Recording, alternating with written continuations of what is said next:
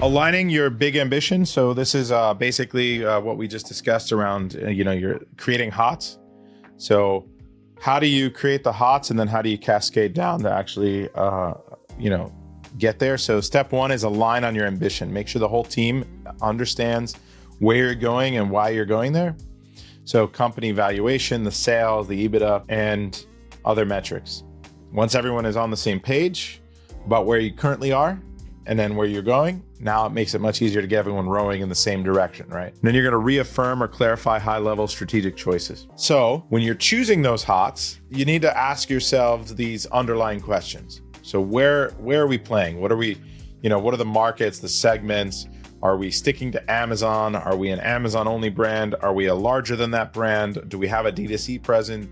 Does this product and our brand work well with influencers, with TikTok, with content? And then asking yourself how you're going to win. What is your value proposition, your competitive advantage? For a long time, our competitive advantage was just being good at Amazon. But that's not good enough anymore because a lot of other people are really good at Amazon too. So you have to create other value propositions for your product, your branding, and everything in your business. So what are the capabilities you need in order to drive that? And then, what are the processes and systems and structures?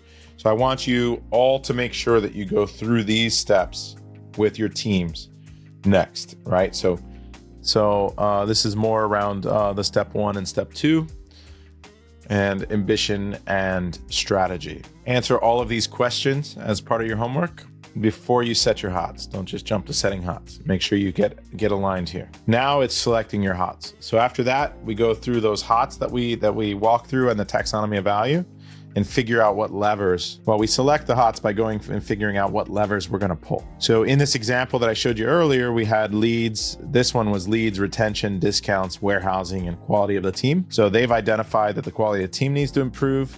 Well, how would you do that? This is driving retention of the team from 64 to 85%. This was driving customer retention, reducing our average discounts. So discounts, they were giving too many discounts with this brand. Their warehousing was here, and then develop 5 successful use cases for our IP. So this one is actually IP or know-how, maybe not quality of team. So now you're familiar with the taxonomy. You're familiar with how a HOT should be laid out. You are aligned on the company. You understand your metrics, what and how to set proper targets. This is what it looks like when all the numbers are filled out. Now you set those actual goals. So setting the huge outrageous targets, or the HOTs, for 3 to 5 value levers, and then define the big leading actions. So what are those, being able to boil down to that leading action that I walked you through on how to do that. So who, what, when, measured how, and then that will beat them. So why do we do it? By acting on the value levers, we deliver outsized impact on the business and help the companies grow exponentially. So we set HOTs for the value levers for the coming quarter and year. A HOT becomes the goal that matters most. It gives direction to the firm, and failure to achieve it will make every other accomplishment pale in comparison. So what this is saying is that it's very easy for people in your org to get distracted with other leading activities, with other things that they're doing. And every single time you meet for your weekly and your quarterly planning session, your weekly, monthly, and quarterly planning session, you're going to be asking your team, what are they doing? What are they working on? And people are going to bring up things that they want to do. The question you should always ask yourself is, what HOT does that action align with, right? So if I have something I want to do and it doesn't align with a HOT, I don't do it.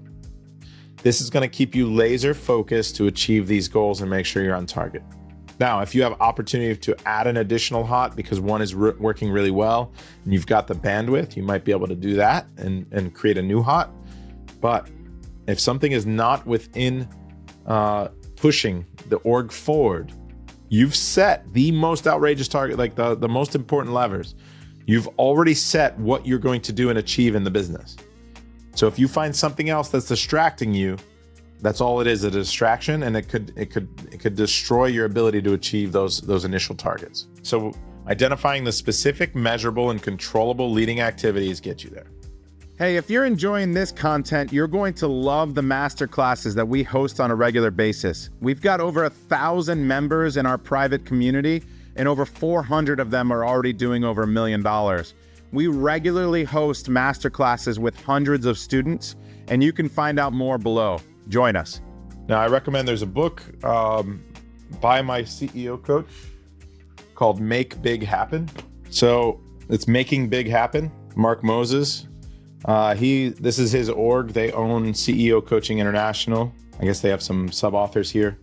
But this lays out a lot of the methodology as well. So if you're interested in heavier reading on this and a little bit more, the methodology there is a little bit different, but it's aligned with this. It's very similar. So if you want that book, you can grab it. So in order to scorecard this, you have to have the HOTS lagging metric. So the lagging metric is going to be the actual target. So you want to bring a run rate of revenue to $1 million a year. You probably want to get to like 80,000 a month. And so what I would do in that case is I would have my revenue kind of mapped out, and I would have my current revenue at 1 million or even like current revenue at 40. What did he say we were doing? Yeah, 80,000 a month. And then I would have the end target at 160,000 a month, right? That gives us to our $1 million, $2 million. And what you're trying to do is line up after your drivers and causes. Let me see a scorecard. So here you have your weeks, you break it down by weeks, and then you would have your leading activity is in the orange. And what you ask yourself is, were you, it's the number, orange number. And did you do what you said you were going to do? So your leading activity for new products was researching 4 hours a day, 20 deep dives per day, which is 100 per week, right? My scorecard would look at, I would have my target here as 100.